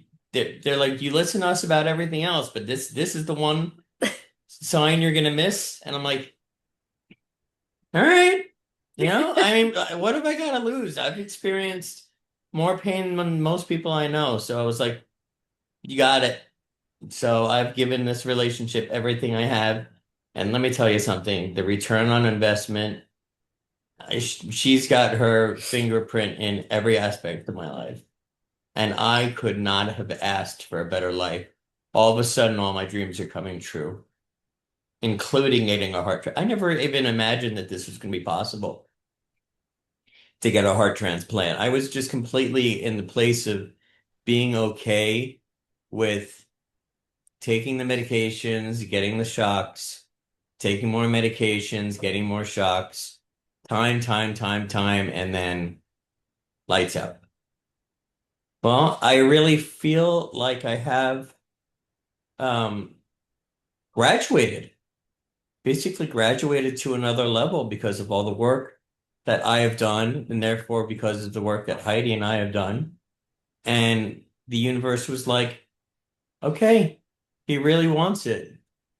maybe he could be a good steward for us in our word too.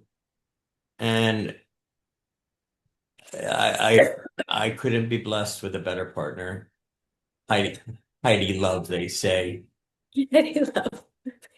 And we have always people coming in the room every minute, bringing things and nurses in and out. We have somebody coming in now, so we'll cut it pretty short with that. I am so blessed to be here, so blessed to be loved. Can you set it on the chair over there? That would be great, and I'll move it. I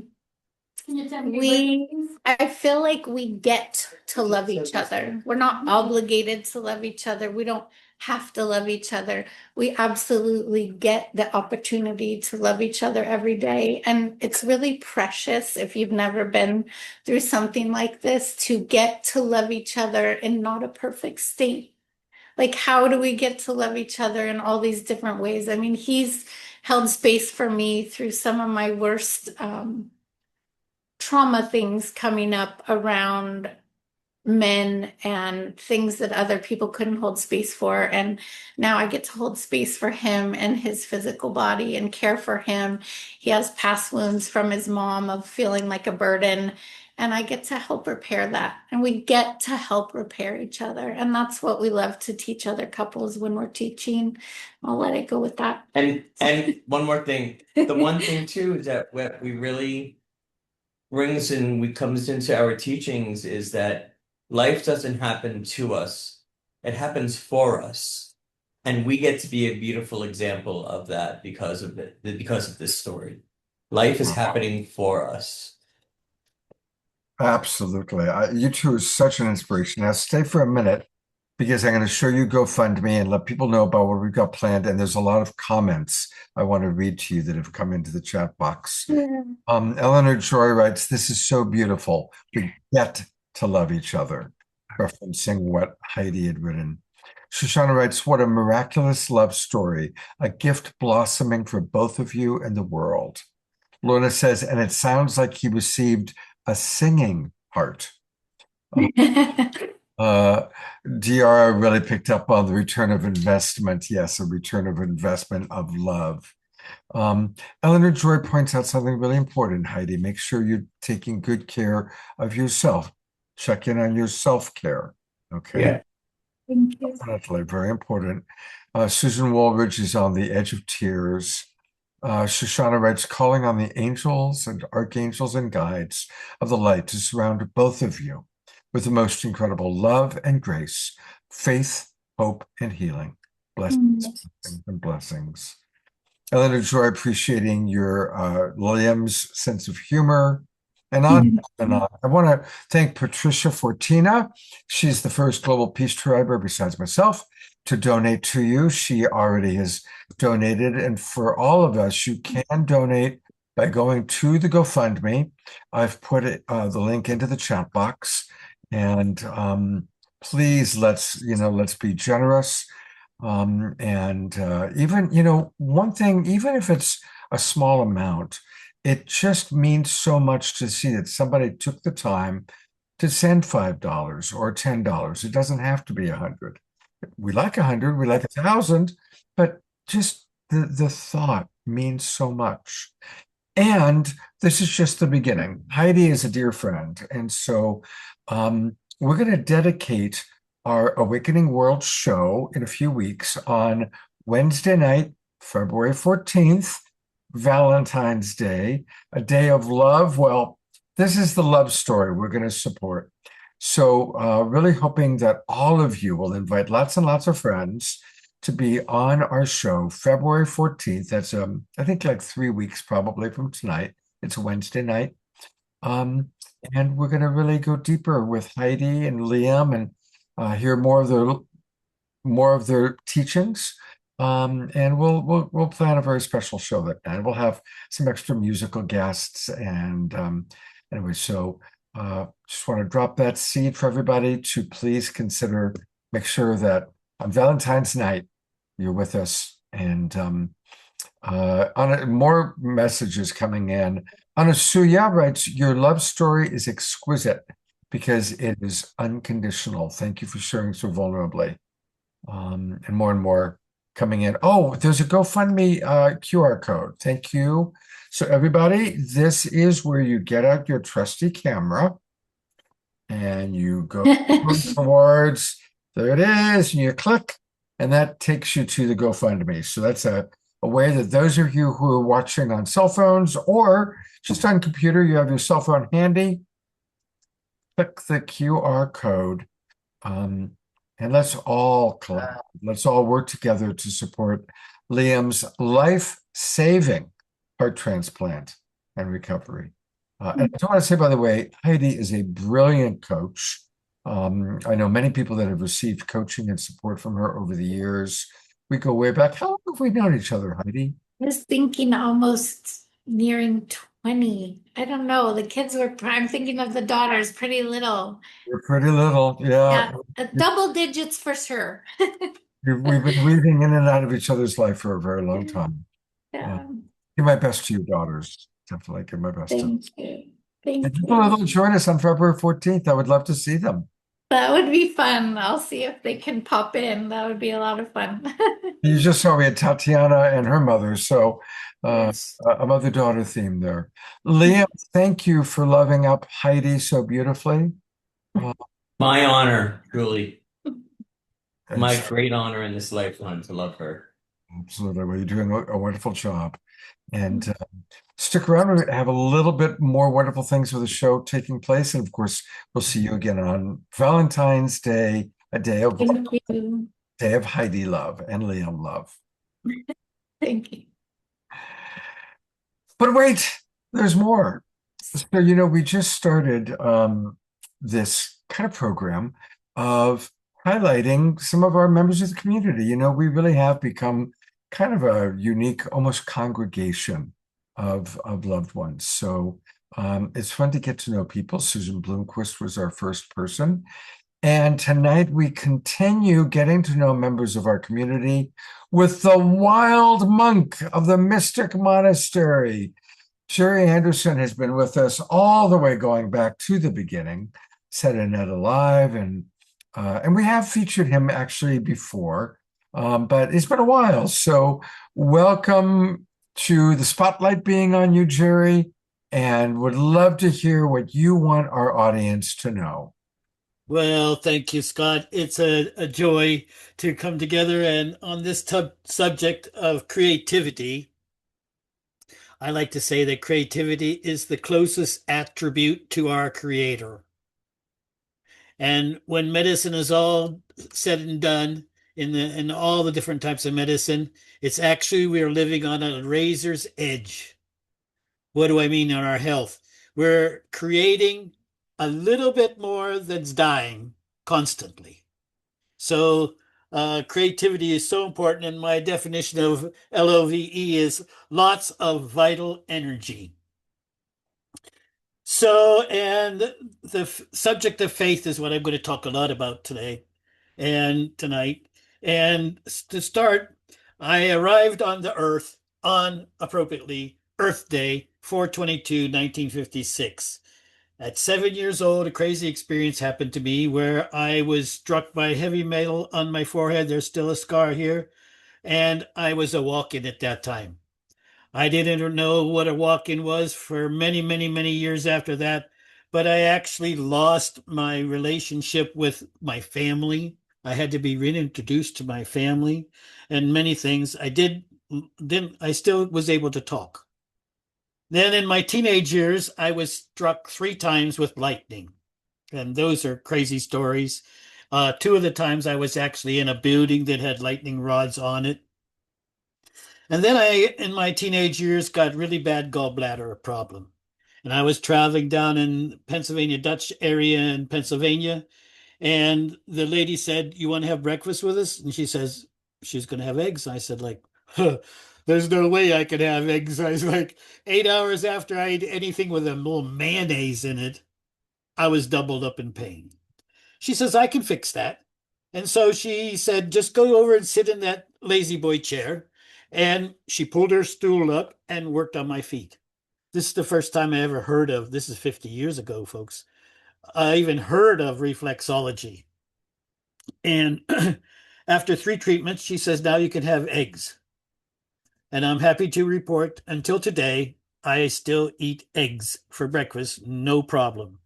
So I'm a Taurus, so I was a little bit forceful in this lady wanting her to teach me, and she wanted me to study from her teacher, and I'm like, no, I had the miracle from you. Mind you, now I'm only 20 years old. And she was very wise. When she got done teaching me feet, she said, now, Jerry, you don't know about feet until you've done 20 pair of feet. So in those days, I was traveling as an executive, and my partner, he liked to get to hotels where they had the outdoor hot tubs, you remember, like Holiday Inn used to have. And we were in there, and I says, here, give me your feet. I have to do 20 pair of feet. And so he gave me his feet, and next thing I knew, I had sit back down, and he says to me, how did you know my shoulder was what was hurting? I'm like, I don't know. He said, you worked on my shoulder. And not only did you work on my shoulder, you was talking in some kind of Chinese language. That was the first time I ever went in trance. And I worked in trance doing healing work for a number of years now, 40 plus years.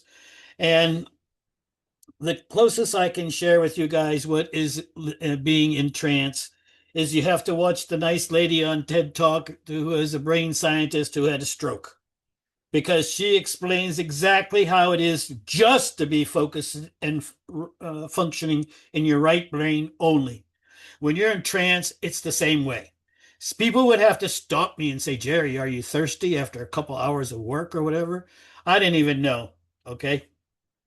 So a couple of things I'd like to say about the healing work is that the 2 things I tell monks is the most important use of the English language.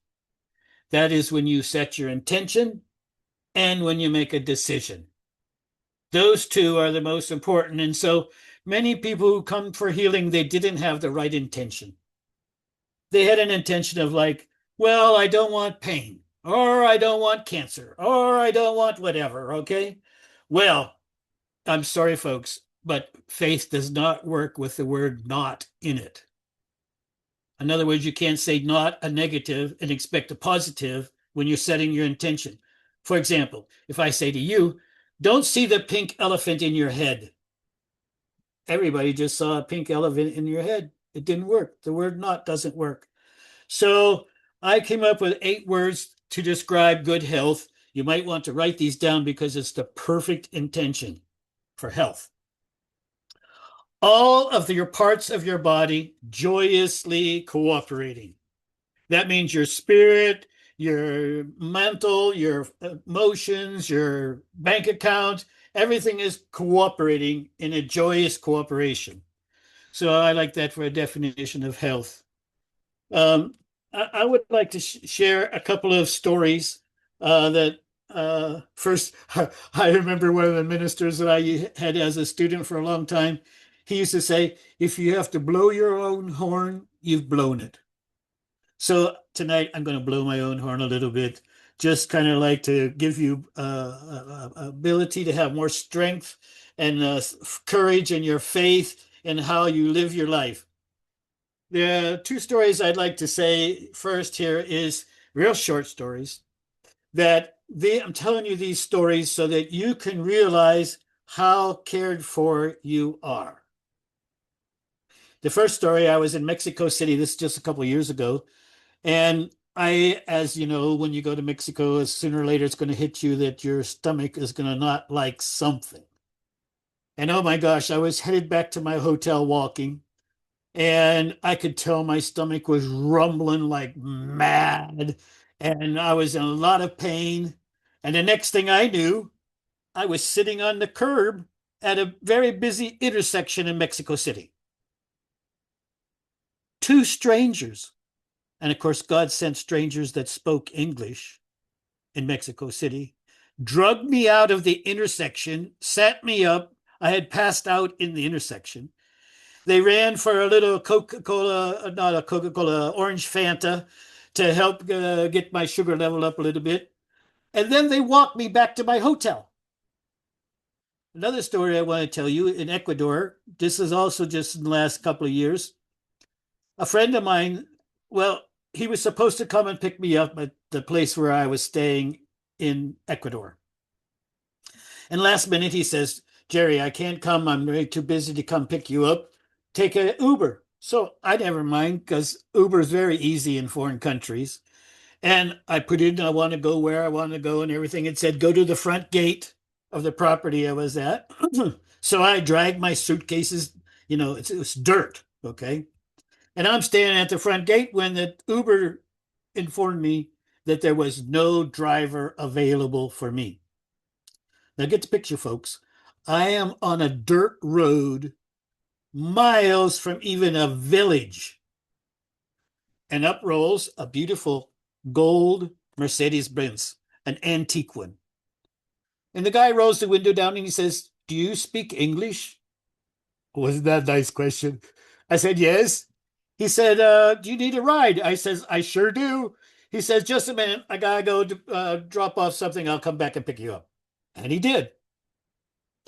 So I'm riding along with him and I'm telling him, just please take me to the next village. And from there, I for sure can get an Uber to where I'm going because it was like 40 miles away. No, he insisted to take me all the way there. Well, about halfway there, the phone rings. It's my friend who was supposed to take me on this drive. And I tell him, oh, a stranger has picked me up and has taken me to the place. Well, immediately in Ecuador, they thought I was kidnapped. So he says, give me to talk to the driver. Are you ready for this, folks? They knew each other. So this is how well you're taken care of. And to kind of come full strength all the way around, I had an experience yesterday that happened to me I'd like to share with all of you. Jesus said, by your fruits you shall know them. And so I received last night notice that one of my flock had passed away last evening. She was a student of mine for over 40 years. And shortly after she passed, her son went downstairs, and on top of all of her papers, she had a 2-page note. And he sent me a picture of it. And I would like to read to you what she wrote. She didn't know she was writing it to me. She just wrote it, okay? She says, one of the greatest miracles in my life was when I came in contact with Gerald Anderson in July 1987. In a visit to Sedona, a shop owner in her 70s said I needed to call this man Jerry. After she heard my story of how sick I was, losing hope and faith in doctors. The traditional medicine wasn't doing so much good for me after years and years of going to doctors. To treat my lung diseases, which was subsequent 14 hospitalized pneumonia. Now, this lady was less than 30 years old. 14 times hospitalized pneumonia and 2 times active tuberculosis in her life. She said, I called Jerry 3 days after being very reluctant. I felt I had nothing to lose, but I knew the impact. I never knew the impact he and his gifts would have on me, changing my life in ways I never knew possible. When I met Gerald, I could hardly climb steps, never mind mountains or hills. I went home back to New York City. This was in Sedona. My health was so much better that my doctors noticed and my family saw. I wanted to live again because I had a renewed faith, and it gave me hope. So it wasn't just a physical healing I received, but also emotional, mental, and spiritual healing. He continued to work with me from a distance, and there I experienced even more miracles, getting stronger every day. When my faith had wavered and questioned the Lord, he brought me back. Jerry extended my life force energy through his knowledge, wisdom, love, support, all the while giving it to God, not looking for praise or validation. That validation was I was climbing mountains as deep as the Grand Canyon because of him and his gifts. Even now, 39 years later, Gerald has initiated knowing of when it was having a healing crisis. He would just show up my front door, guiding me with what he had to do next. He would give me of himself again and again and continue to share his life, always giving the credit to the Lord. I truly believe in that shop in Sedona, an old woman knew. She too had experienced the love of God's and of people in need. I believe that I wouldn't be here today if I had not experienced the commitment of healing and help from a stranger. He changed my life. In God's love and care, Tara Walters. And if there's any time, I would like to handle questions if anybody has a question. Also, I put my email in the chat. And also, recently, I wrote a book for youth in finding purpose and meaning in their life. It's just 2 pages long. If you want to enjoy that, I put it in the chat for you. Jerry, thank you so much. And just one quick question. Anything you can share with us about the Mystic Monastery? You haven't mentioned much about that. We're tight on time, but tell us a little bit about what's happening there. Well, since the pandemic, everything has kind of come to a pause. Working in a couple of different areas of kind of putting a new umbrella over it of some existing spiritual groups going on in the planet that I couldn't even have thought of when Spirit first took me to be available and be like, I always call myself a placeholder at the monastery for whoever is, the one that basically, I should say, Saint Germain kind of runs the show with the monastery. So I'm sure he's got many plans for what's next.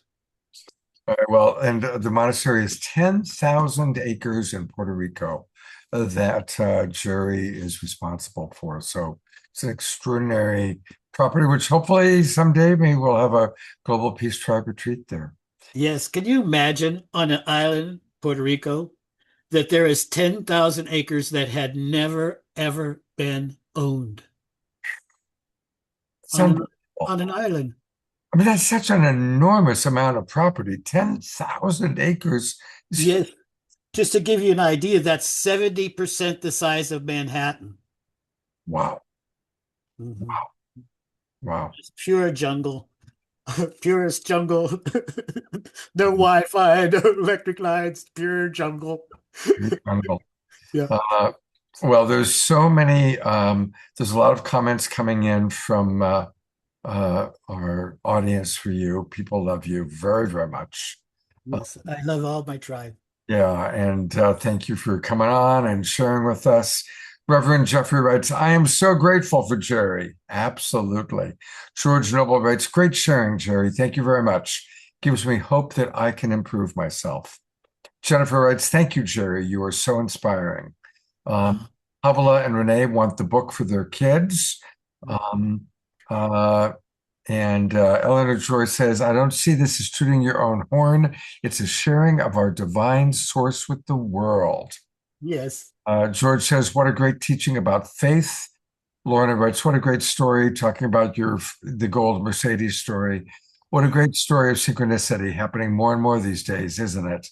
I have to say one more thing about the story in Ecuador, okay? Sure. So this guy carries me like 40 minutes till we finally get to find the place I was supposed to go to. And I get out, and I, of course, thank him and try to pay him and everything, and he wouldn't take nothing. And then he said the most crazy thing, Scott. He says, this has been like confessional. Because he knew I was a priest, right? And it took me a while to figure out what in the heck he was talking about. Scott, the entire ride, he was telling me what he had learned from trying to commit suicide. Oh, my God. Wow. Yeah. Yeah. Well, that's an important part of the story. Yeah. Yep. Yep. Yeah. Sometimes we just have to tell somebody who's not going to be judging. Yeah, that's exactly right. As a coach, I can tell you that. Absolutely. Yeah. Yep. Thank you, Scott, for all that you do for humanity. Well, thank you, Jerry. I love you so much. I look forward to many, many more years together. Jerry was at both of our retreats, of course, and he led the famous cave expedition in Sedona. So look forward to many more adventures with you, Jerry.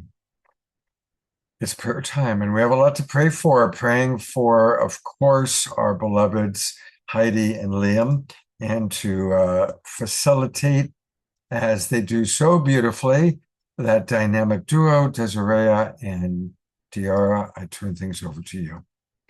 Thank you, Scott. So I'm just going to begin by taking a nice big breath in through the nose, out through the mouth. And I also want to just say that, that frequency of love is healing, right? So when we love each other and we share that love, we just heal. We heal our hearts, we heal our bodies, we heal our spirit. So I'm just bringing in some of that love frequency. Let's raise that love frequency together now. Nice big breath in through the nose, out through the mouth. That love frequency surrounds you. We upgrade your DNA so that we can bring in a higher frequency. You may notice it moving a lot faster.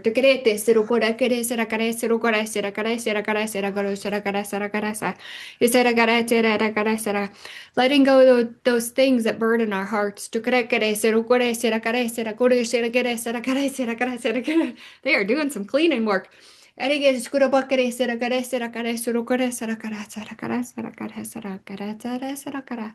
Being very gentle as we clear the energy.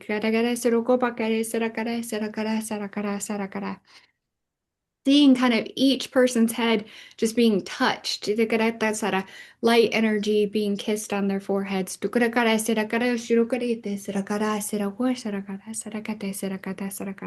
We are thankful y'all are here. Gratitude.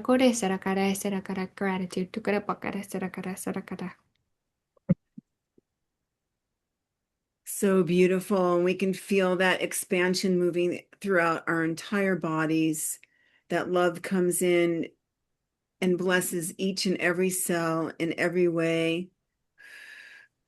And taking this beautiful love that we co-create, scooping it up with our hands and sending it out through our tribe here in the room, out through the ethers to all those listening, expanding it out in concentric circles like ripples in a pond.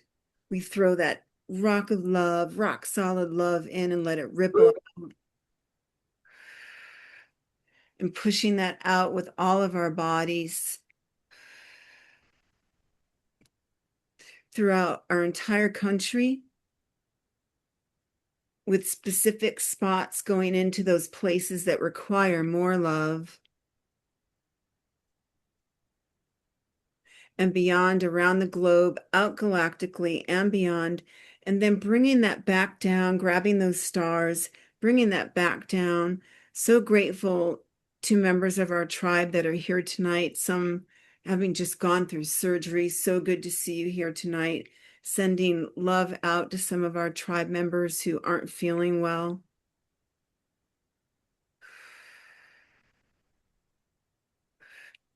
And just placing all those wants and prayers and needs in our chat, knowing that as you speak it, as you write it, so it is done.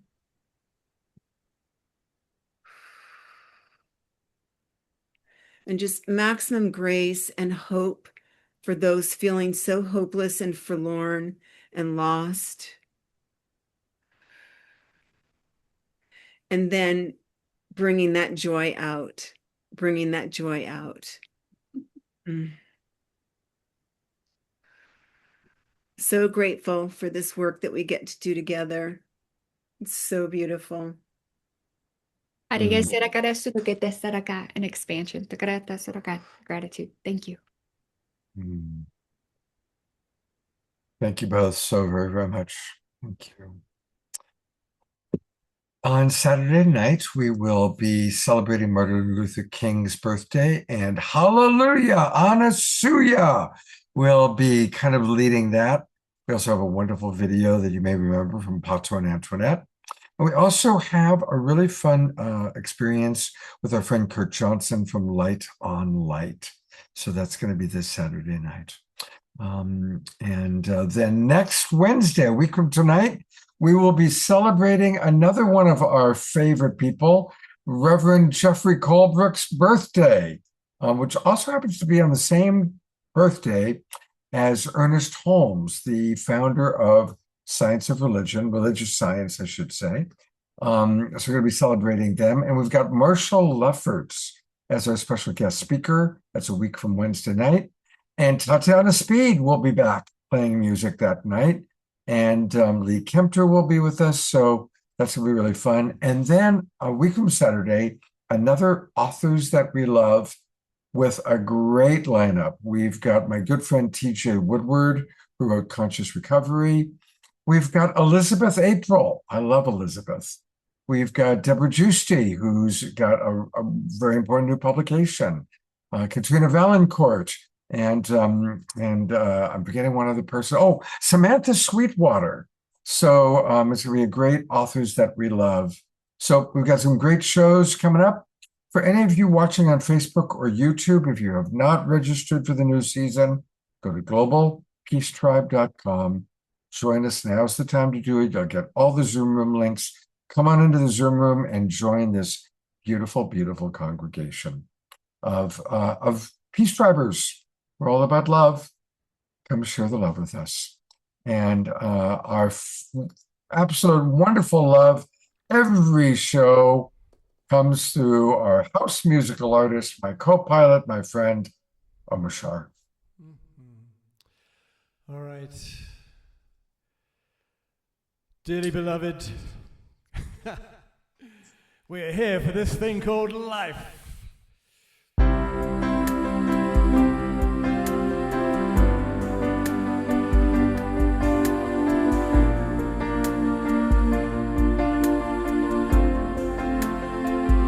Hey, love you, Liam.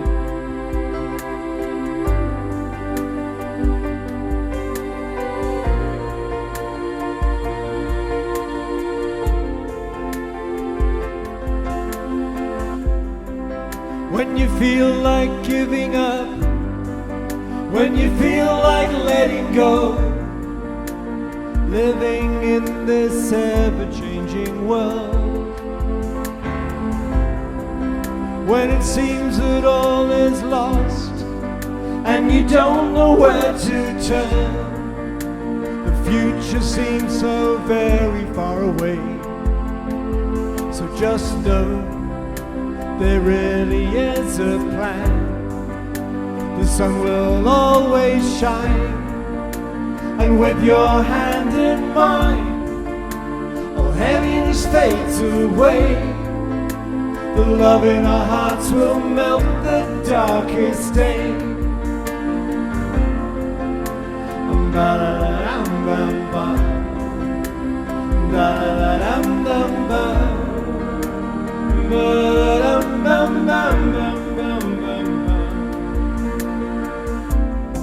So when it seems that you're alone and the fears knock at your door, remember I am just a breath away. You are my brightest star. You've just forgotten who you are. Remember there is nothing in the way. And just know there really is a plan. The sun will always shine, and with your hand in mine, all heaviness fades away. The love in our hearts will melt the darkest day.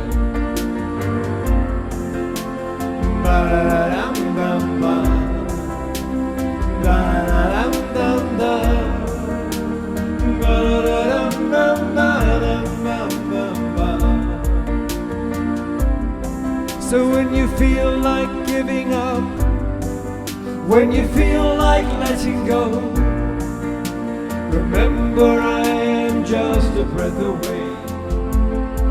And just know there really is a plan. The sun will always shine, and with your hand in mine, all heaviness fades away. The love in our hearts will melt the darkest day. The love in our hearts will melt the darkest day.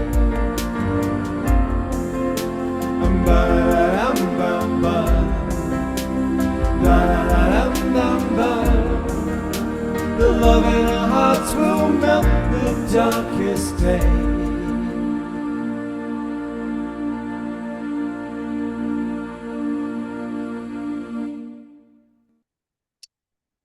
I want to I'm bringing up all of our kind of people that were presenters tonight so we can see everybody that was a presenter.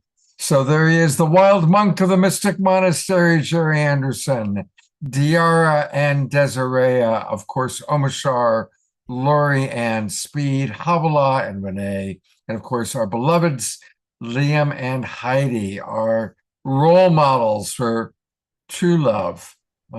Thank you, everybody, for being presenters on the show. And Liam, I was singing that directly into your heart, brother.